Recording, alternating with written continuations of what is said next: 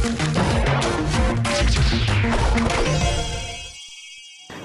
位观众朋友，大家好，欢迎收看《Go Go Go Hot Boy》，我是民主。今日民主在到新加坡，两位呢有一个咖啡达人，基本上在地的食材用到咖啡地图哦，有没有？听起来就非常有趣哎，跟我一起来去看看吧。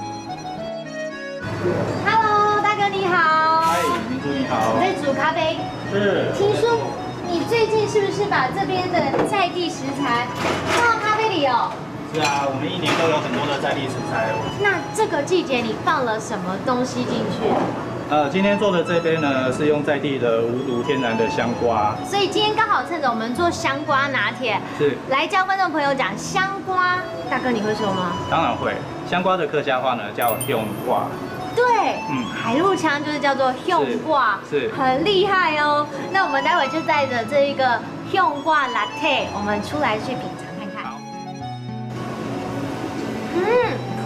喝下去的时候真的有那种淡淡的香瓜的香气在里面呢，而且它是那种自然的香气，不是太浓厚，是，可是可以找得到那个味觉的线索。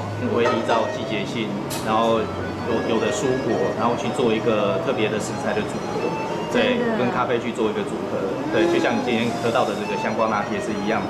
哦，季节限定的，是刚好今天要教观众朋友呢讲的第二个词就是叫做有空。海陆腔有空就叫做入酣，没有错，就是叫做入酣。另外呢，我们挑战这一整句话就是有空可以来喝咖啡，你会怎么说呢？入酣就得来啉咖啡。100分呢，讲得好好哦。